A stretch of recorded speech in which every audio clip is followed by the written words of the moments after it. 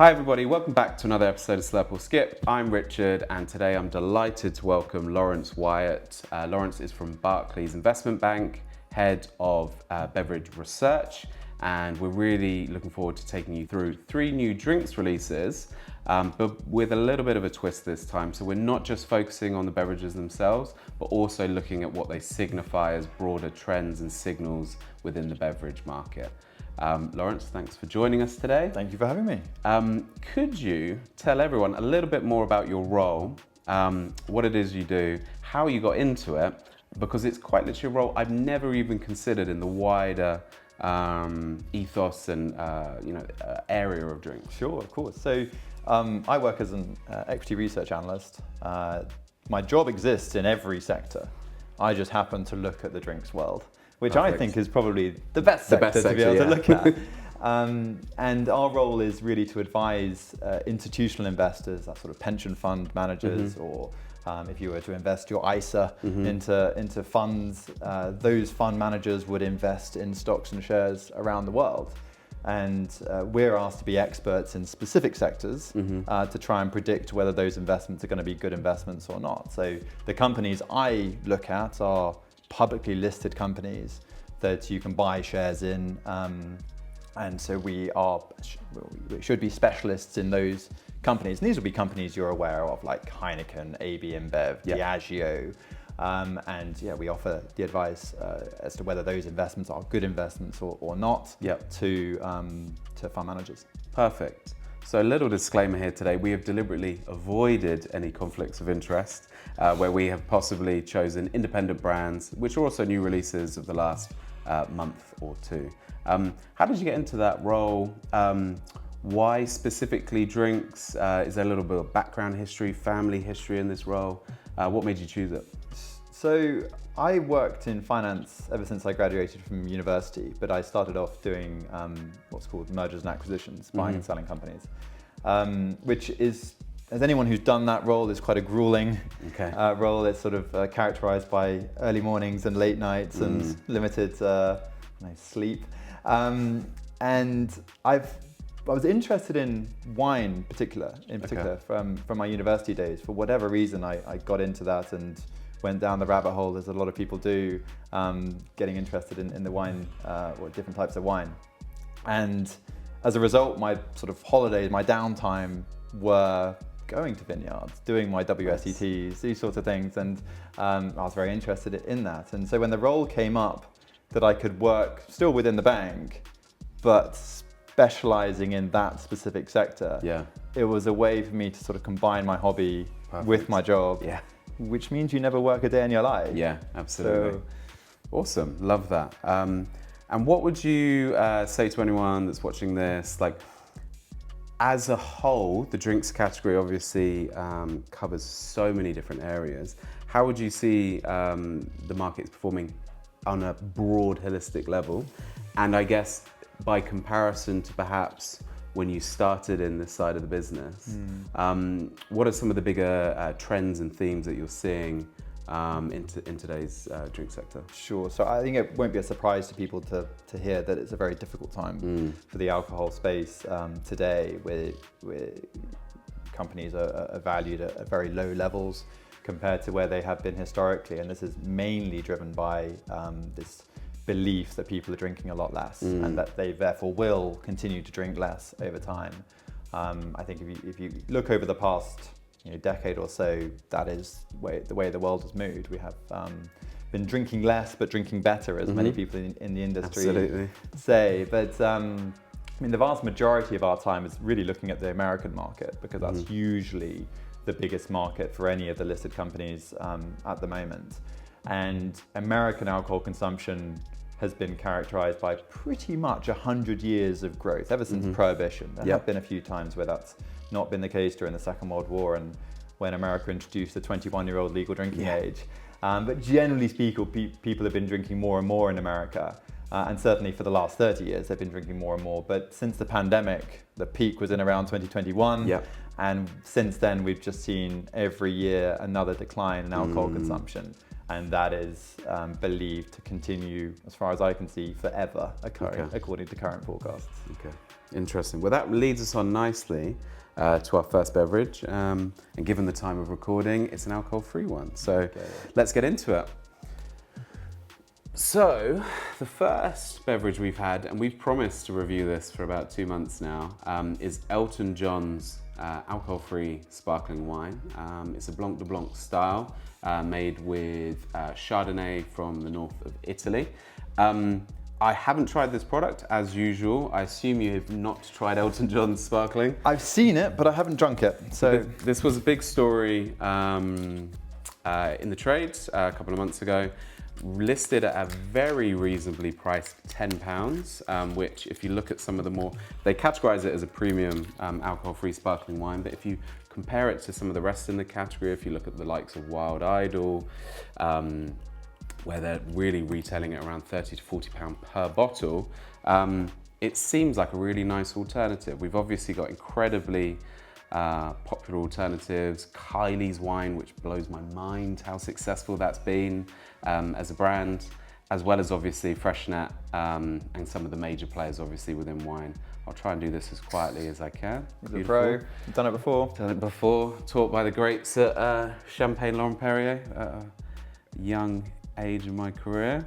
I'll just do a small measure for you there in case it doesn't go down too smoothly. So yeah, take a nose of it, take a little sip, let us know what you think. I've kind of butchered opening the neck there. It's immediately extremely fruity. Okay. You've got quite bright tropical fruits. Straight up. Oh yeah, pineapple.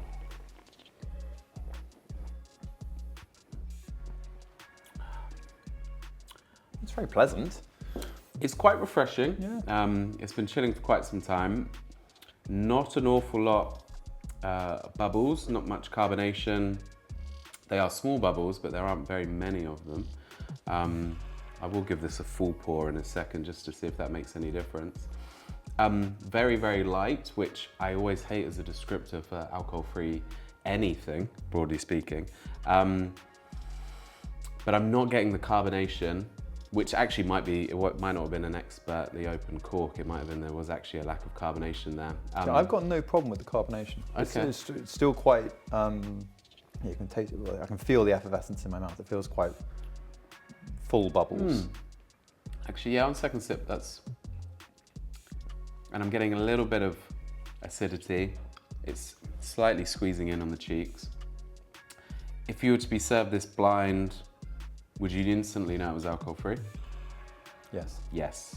And if you were to be served this in, let's say, a wedding environment, does it broadly measure up to what you would expect an alcohol-free wine to be doing? Or is it somewhat lacking? That's an interesting question. When I think about alcohol-free products, I don't think they are a true competitor to alcohol. Okay. Because... And they shouldn't be. Yeah. Yeah. Because by the time you're selecting an alcohol-free product, you are not drinking alcohol. I think you've made that decision. Okay. And therefore, I think this should be more compared against, well, once you've made that decision, what else can you have? Yeah. So it comes up against the soft drinks, water, sparkling water. And so I feel, if you were to, at your wedding, so to speak, what would be the alternative there? Yeah. And versus those alternatives, it's a good product. Yeah. Okay. I think my issue is, would you know this was simply not a cordial mixed with sparkling water? Like Slurp when they were well ahead of their time with carbonated grape juice. I think for me, at its price point, I think it's excellent value. I think if you were to take this to an event where someone was consciously not drinking, I think it does a nice job. But for me, I have tried others like French Bloom, for example. Again, you're talking about 4 or 5 times the price, so you would expect a better quality product. But overall, look, smell, taste, I think it does enough for me. How do you feel broadly about celebrity-owned drinks brands? Do you think it's something we're going to continue to see going forward? And is that something, given historic reference, that's something the major groups are interested in because of their performance? Naturally, someone like Kylie Jenner, she can post once to her Instagram following and instantly do hundreds of £1,000s worth of sales and revenue. There's a difference between what I think it could do professionally and what I think it can do personally. Okay. So from a professional perspective, and what you're describing is exactly what we should be looking at. They have, some celebrities just have huge reach that they can effectively be very cheap marketeers for themselves. Yeah. And therefore you can promote a product very quickly and get a lot of buzz about it through your social media or through any other type of following. From a personal perspective, it's a question of what exactly are you paying for? The majority of the celebrities are not obviously people who have experience in producing drinks. There are some examples in which celebrities have created, or at least claim to have created products that they think they're serving their own unique problem, and they've made it for their friends and it's become commercially successful and therefore they've launched it. And that makes sense to me. But I think there's a lot of people realizing that others have become extremely wealthy by creating and selling their brand. That leads to the desire to do it versus... They've made one, and then as a consumer, well, why am I just buying someone's retirement fund? 100%. There's no obvious expertise that going into that, or at least they're paying someone else to do the expertise. Why is that any better than someone who's worked, trained, been in the sector? Generation. Exactly. Yeah. Yeah. Okay. Interesting. If you had to objectively rate Elton John Zero Alcohol Blanc de Blanc, is it a slurp or skip for you? It's a skip. Okay. I don't think it competes well enough with alternatives, and it's quite expensive versus those alternatives. I think you can the lower end alternative. Yeah. Okay. Yeah, you can make that comment around all non-alcoholic products, but I think in some, particularly in the beer world, the absolute price is quite a bit lower. Yeah. Whereas when you get into wines and spirits, the absolute price is a lot higher. Obviously, the tax is not as substantial, so it's quite difficult, I think, to make that argument. I think the packaging's great, and it's no doubt would create a bit of conversation if you were to turn up to a party with that one. So from that perspective, I think it works, and it's actually a nice drink to. It's a refreshing, good taste drink. But at the price point, I'd struggle to buy it myself. Interesting. Okay. I'm usually the soft touch in these things. Jess is a little bit harder than I. I think I'm also going to go for a skip. Probably for the same reason. I think if you were to look at a Freshnet, maybe something like a Kylie, from an alcohol perspective, I think for the price point, although £10 represents good value, I think it's a talking point, but I don't know if I would go back to it. But interested to hear what you guys think. Please leave a comment if you've tried it, if you buy it, if you bought it already. So Laurence, how would you say moderation is impacting the drinks category? Is it really the death of alcohol? And are younger consumers actually drinking less because they want to?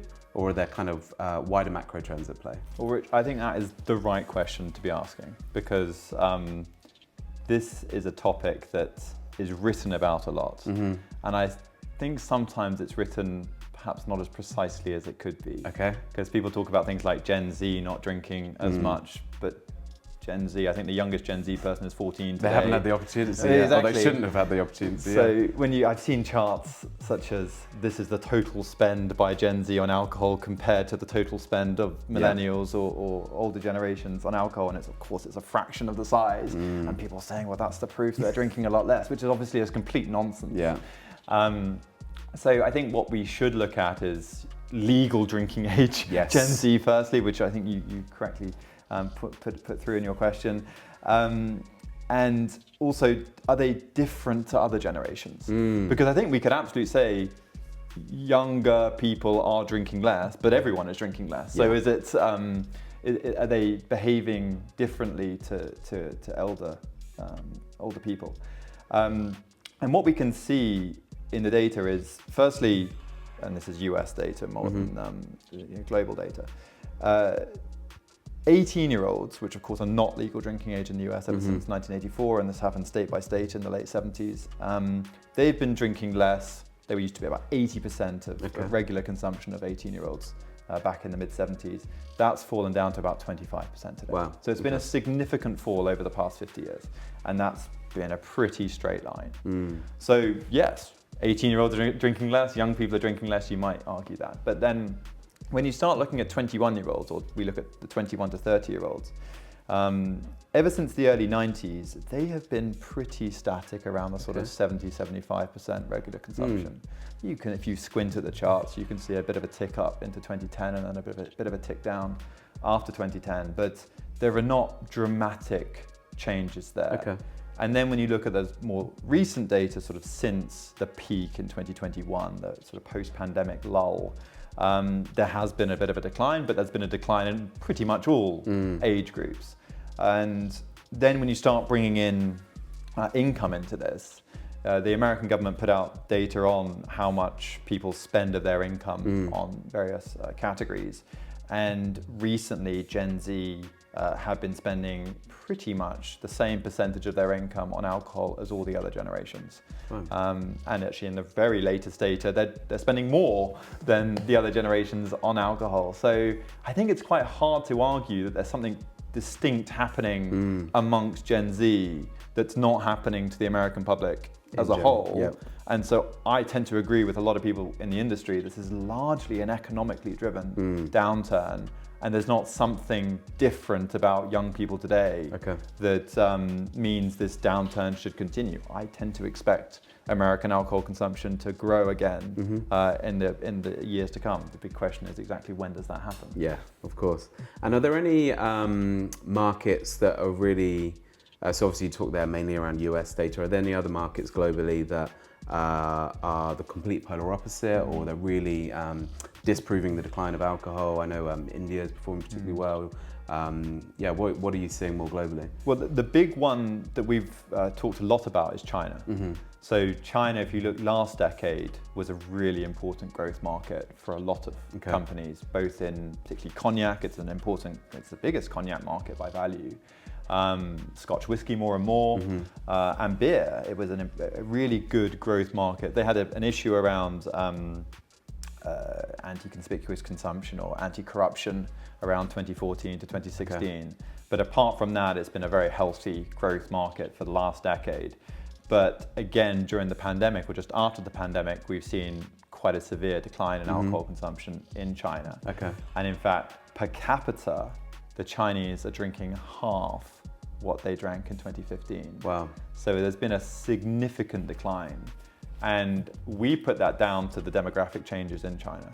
And I think the industry perhaps doesn't look at demographics as accurately as they could, because we tend to talk about people of legal drinking age. And people of legal drinking age is anyone from often 18 to 100, yeah, exactly, as old as you want to get, and 21 in the US. But of course, a 25-year-old is a very different alcohol consumer to an 80-year-old. Definitely in terms of volume. And for the Chinese, unfortunately, the young population is shrinking at quite an alarming rate now. The birth rate in China fell dramatically between about 1970 and 1990, which means that your alcohol consuming population, which is really your 25 to 45-year-old population, is now falling. Because of course, if you were born in 1990, you'd be 36 today, right in the middle of that important group of people. And so we think that group of people over the next decade is going to be shrinking by nearly a quarter. Wow. Whereas the 60 plus population is going to be growing by 50%. So the Chinese demography is aging at an alarming rate. And I think that's been happening for the past decade. And I think that's really driven the decline in Chinese alcohol consumption. And so demographics is obviously something you've done a lot of work in recent years. I recall seeing you did a piece on India and obviously the Scotch whiskey market, and how, interestingly, how demographics there are impacting the purchase of alcohol and in particular premium spirits. Can you talk a little bit more about that? Sure. So India pretty much has the benefits that China had 20 years ago. You've got a growing young population, you've got a growing middle class population. Per capita consumption is relatively low. And so these are all the factors that you'd like to see in a market that could grow in future. In addition, you have very low availability of alcohol. The number of outlets where you can purchase alcohol is extremely low by any European measure. Okay. So the opportunity to reduce regulation and therefore increase per capita consumption is quite dramatic in India. It's a big whiskey market, as I'm sure you know, and the majority of what Indians drink is made in India, Indian-made foreign liquor, they call it, which sometimes would stretch the definition of whiskey, shall we say. Sometimes it's often, at the low end, is made with things like palm oil and molasses. But once you get into the middle end of Indian whiskey, it will be made as we would expect to see a whiskey to be made. And then at the higher end, there'll be Scotch blended into it. And then at the higher end still, it'll be Scotch that's brought into India and bottled in India. And then there'll be Scotch, the brands that we know from Europe. And what's about to change in India is the advent of the UK-India Free Trade Agreement, which at the moment, import tariffs into India are 150%. So it's a big barrier to being able to afford Scotch whiskey in India. Of course, GDP per capita is much lower in India than it is in the West. And so affordability is a big issue. And $30 for a bottle of big name Scotch whiskey is pretty tough for your average Indian. So the agreement between the UK government and the Indian government is going to bring that tariff down from 150% down to 75% and then down to 40% over the next decade. So it's entirely reasonable that producers will reduce their prices in India. That will increase volumes in India, and I think that will be a really important driver of growth of Scotch whiskey. And of course, India's the biggest whiskey consumer in the world. So, well, hopefully will help with the overproduction issues that a lot of distilleries are facing. So hopefully some positive news can come from that. Shame we haven't got any whiskey to try. We'll have to do that on the next one. Get some Indian whiskey along. I would love to try that, actually. I think that's, just make a note, that should be for a future episode. Some of the weird and wonderful imports that you wouldn't expect. Well, also they're making more and more single malt whiskies in India, sort of using Scotch methods to make high premium Indian whiskies. As people, in the same way that we had the craft revolution here, both in beer in the US and say gin in the UK and across many parts of Europe. That's happening in India. It's happening in China as well, where you're getting distilleries that are staffed with people who come from a distilling background from the big companies, but are attracting that premium consumer who wants a locally made product. And presumably India can also do that accelerated maturation process that you get obviously in America and things like that due to the climate. So there could be, I imagine there's probably some very small independent producers that are doing some really weird and wonderful things that maybe we can get some hands on some products for the future. That'd be very interesting. There was an Indian whiskey that won Jim Murray's World Whiskey of the Year. Paul John. Oh, interesting. Or John Paul. I want to make sure I get the name right. It's either Paul John or John Paul. Okay. I'll do it. It was Paul John. It was John Paul. Perfect. Well, we'll have to check out whichever one that was.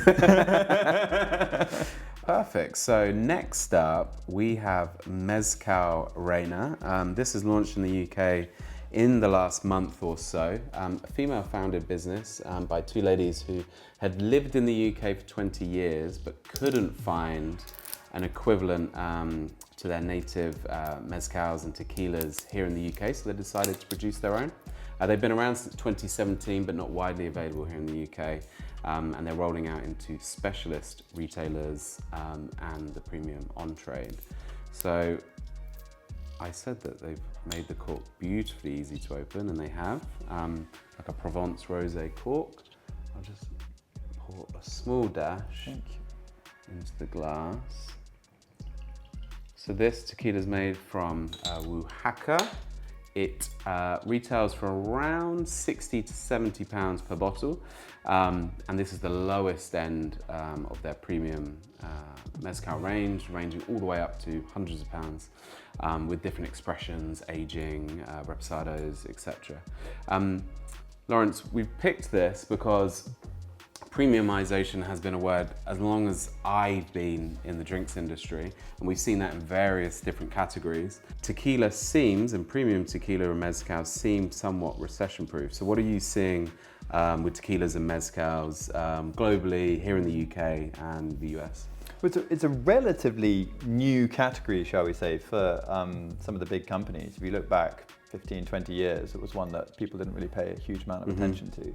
But the tequila boom sort of kicked off, let's say, 2015, 2016, 2017. There was a huge number of acquisitions that took place in 2017. And I feel like that's the time that tequila really came onto the map. Yeah. But it is a US phenomenon. Yes. I mean, the vast majority of tequila made is sold in the US, and then Mexico is the second biggest country where tequila is consumed. It's just not that big elsewhere, but we're starting to see it. Okay. So the UK, it's the fastest growing category in the UK at the moment. And even in the context of a declining American alcohol market, tequila is the best performing of the spirits category. Right. So somewhere around flat growth at the moment. So yeah, it's still the category you'd want exposure to. Perfect. So this, please take a nose. Beautiful, gentle smokiness as you would expect. And then I'm getting a really delicious sweetness on the tongue. This is a sipping tequila, so we deliberately served it. So there's no heat, there's no burn. It is higher ABV at 48%. It's nowhere near as aggressively smoky as you get from some of the mezcals. It's dialed down, an elegant style. It's giving me some of the better, the Isla Scotches, the peaty Scotches, but again, very mellow. It's got a nice creaminess to it. Are you a tequila drinker or a mezcal drinker? Yes, I am. Usually in cocktails, or would you have a sipping tequila? Usually in cocktails. However, it's one of the fortunes of this job. We do get to travel to places that produce all these things, and I've had the fortune of going to Mexico and seeing the production of tequila, and you try some pretty awesome sipping tequilas when I'm out there. So I do have a small collection of older tequilas myself, and like you would bring out a sort of special scotch. I think there's certainly a time for a special tequila. And what do you think is, obviously from a US perspective, you imagine the tequila boom really came from proximity and people coming over, obviously from Mexico. What do you think is holding it back in the UK, but more broadly speaking, the wider world? Is it a lack of education? Is it the format that we've all become accustomed to tequila in terms of just shooting it, and it's stuff that I don't even believe can sometimes even be called a tequila? Does it have a negative reputation more globally, or is it just purely a lack of education and lack of access to it that's holding it back? Yeah, it's a good question, Rich. So I think the main factor historically has simply been availability.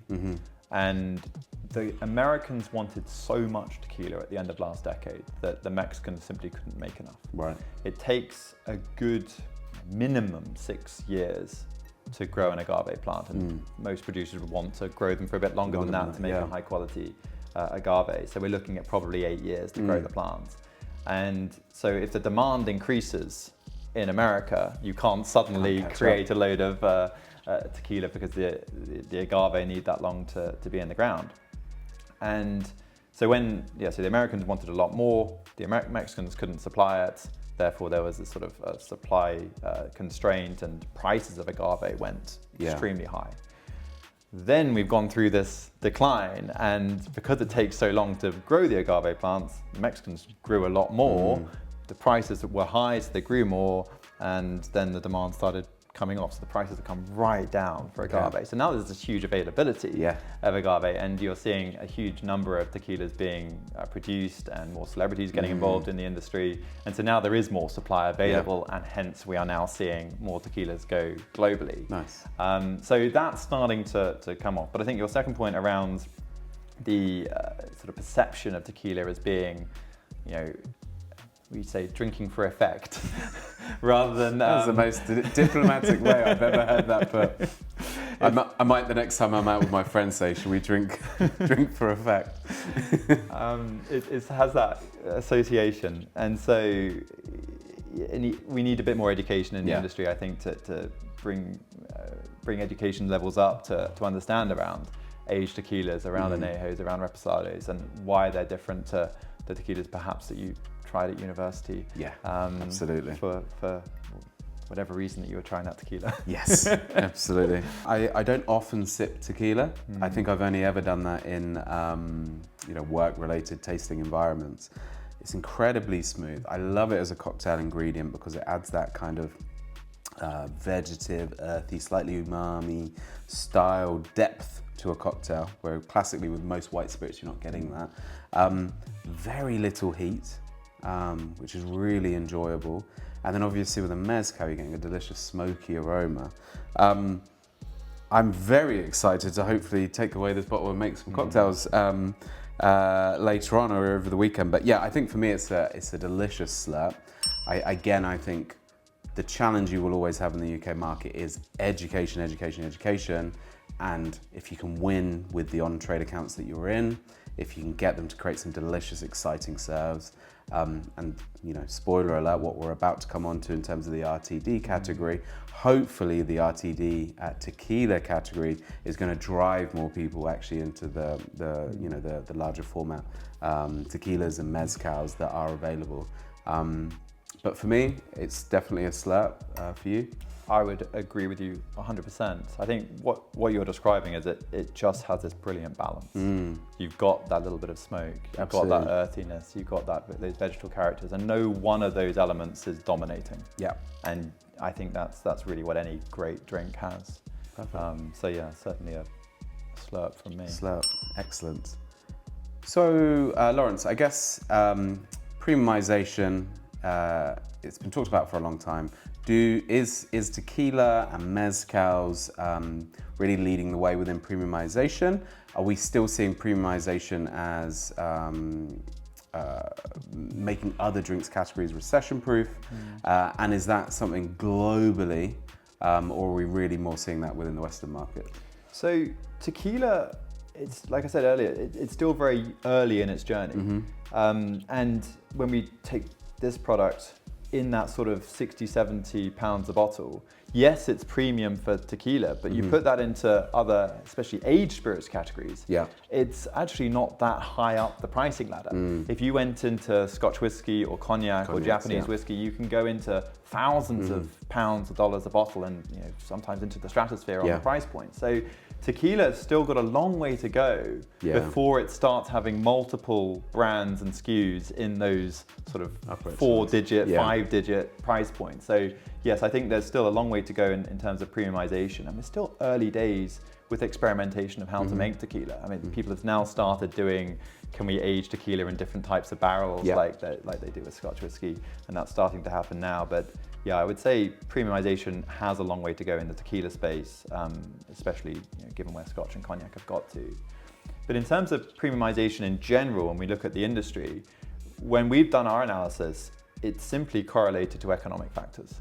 If you have a country that has a stronger economy, you will tend to see more premiumization. If you can afford it, people tend to buy at a level of what they can afford. And if they can afford more, people tend to spend more on their alcoholic products. There are a few other factors that drive it. We've actually noticed that inequality actually drives higher premiumization in any market. Okay. And there are some funny factors that seem to be drivers of premiumization, one of which is if you have more men in a market than women, that appears to be a driver of premiumization in any market. So there are a few things that go into it, but yeah, the main factor is the economy performing well, and if that is if that continues to be the case, then yes, we should see continued premiumization.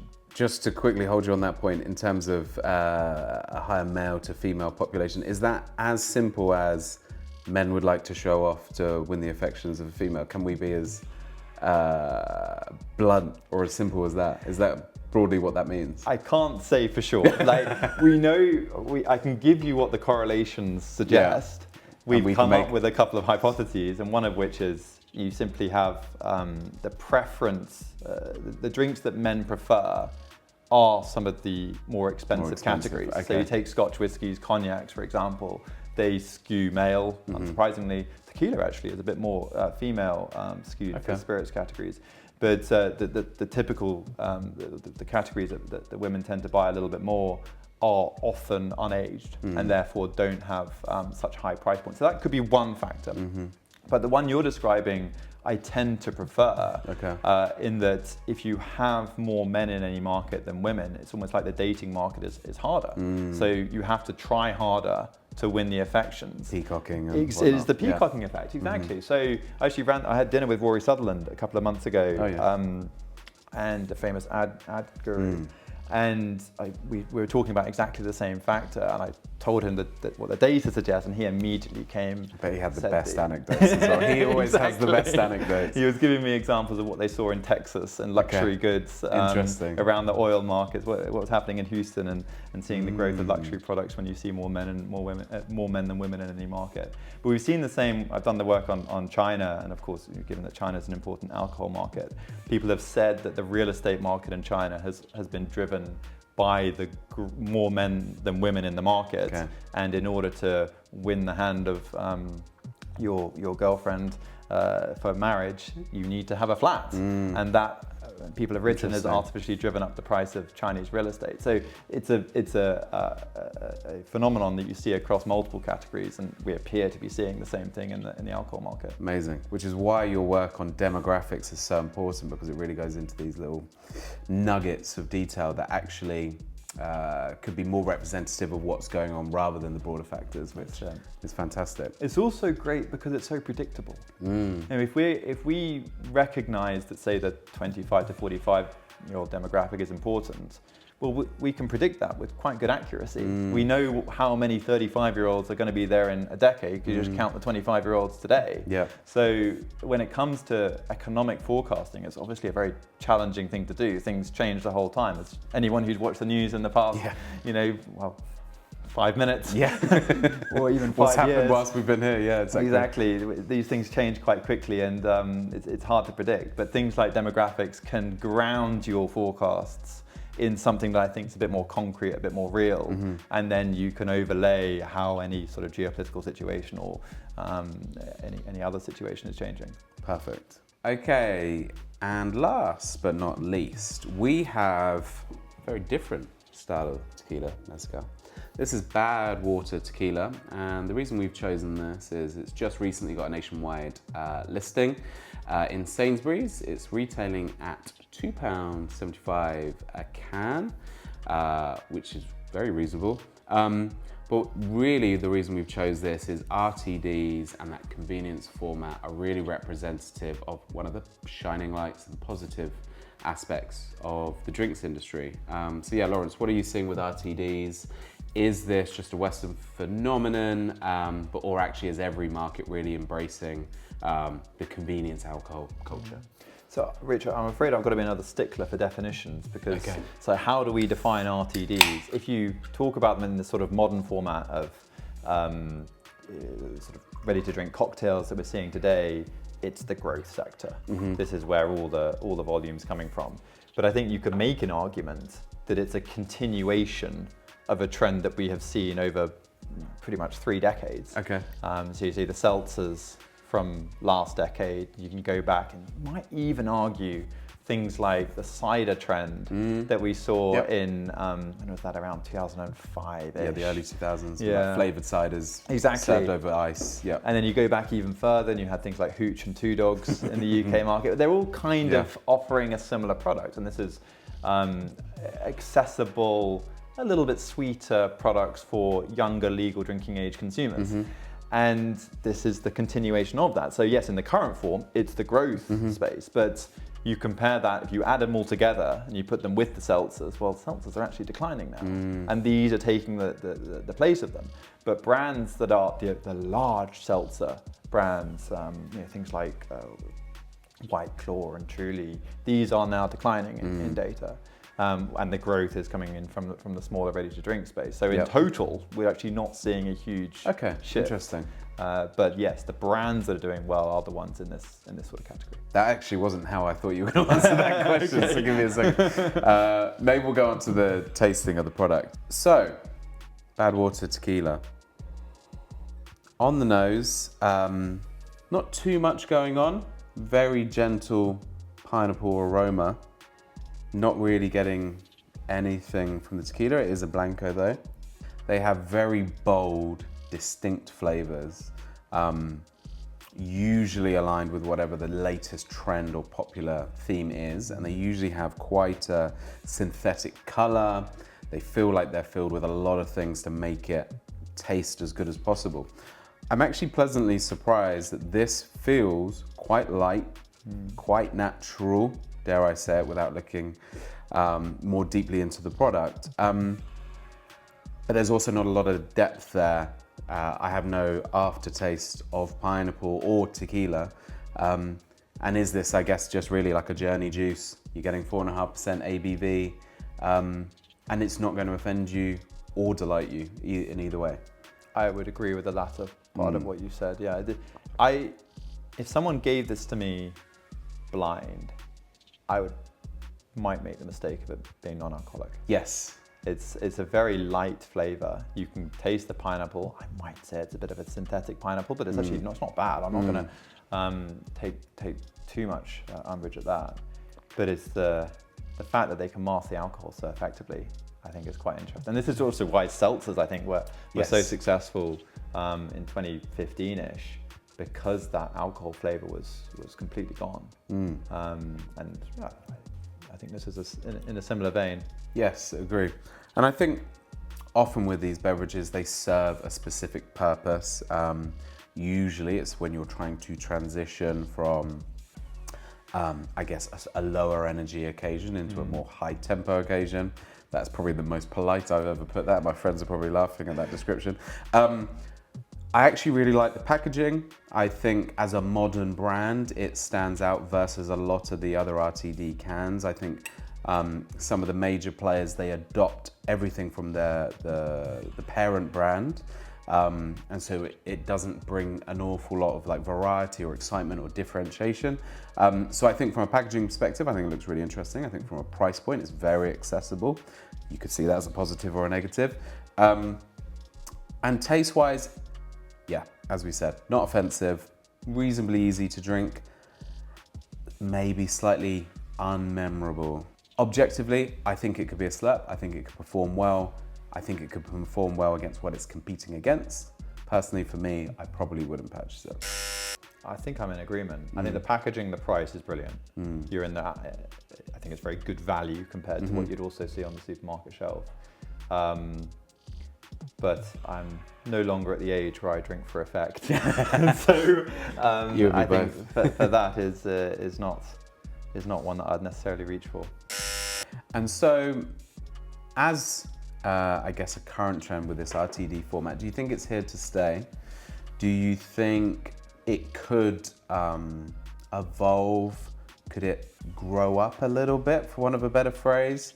And could we even ever see RTDs in that more premium space? Will we ever see an ultra luxe or a super premium brand move into the RTD space, do you think? I think it's something that's here to stay. As I was sort of saying earlier, I think this category has evolved over the decades, and so this is where we currently are. And I think we will always see these products that offer convenience to consumers. And this really came out of the pandemic, where pubs were closed, restaurants were closed, people were trying to consume alcohol especially in parks and wherever they were allowed to go. Right, and so the convenience factor was extremely important at that time, and that trend has continued. And so that when we've surveyed people as to why people consume ready-to-drinks, convenience comes up overwhelmingly as the most important factors: convenience, price, and taste. And what you were saying earlier in terms of this is not branded as to one of the big alcohol companies, we assumed that because the brands that have been successful so far are the ones that are also non-branded towards an alcohol product. And when we've asked the industry as to what they think is more successful, they believe that it is actually the branded products that are often more successful. And so this wouldn't necessarily fall into that.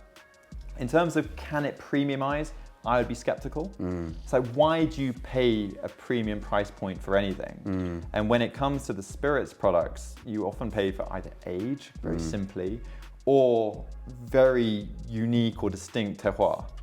Whether you go into from this distillery, or in wine, it's from this very precise vineyard. Yep. And if you went into cocktails, you're often paying for the experience of the mixologist. And so you go to a fancy bar because someone famous has created these drinks for you. And by nature, those things are not able to be created in large scale. So I think these products will always be around, but I don't expect them to suddenly get up to the 20, 50, 100 pounds a serve, as the equivalent would be in a aged scotch or the like. That makes total sense. We've done a lot of work with canned drinks, canned wines in particular, and there is still just a subconscious stigma around the can because one of its convenience, but actually obviously has incredible sustainability credentials. We always talked about the can is infinitely recyclable. But again, those don't ever really typically correlate with premiumization. So. It's interesting what you say about the sustainability, because I always point out that if people are very interested in sustainability, the obvious answer is kegged beer. Yes, yeah. Because that packaging is 100% recycled. But again, when we've surveyed people as to why you buy products, or why the industry believes people buy products, environmental credentials are always last. Despite the fact what the industry tells us, and we've had many years of people saying, oh, this is a environmentally sustainable product, it doesn't seem to be of interest to consumers. And we do a lot of work within functional soft drinks. Again, people might harp on about the benefits as much as they want. If it doesn't fundamentally taste good, they're not going to buy it. Perfect. So that is our Slurp or Skip guest special edition. Thank you so much for your time, Laurence. Hopefully you've tried something today you may consider drinking in the future. And hopefully you guys have got some great insight into what Laurence does, that side of the drinks industry, and also seeing where potentially some of the movements, some of the trends are going. Are they here to stay? And so we will catch you next time. And if you've got any questions, please leave them in the comments below. But we'll see you on the next one. Thanks so much. Thank you again, Laurence. Thank you for having me. Cheers.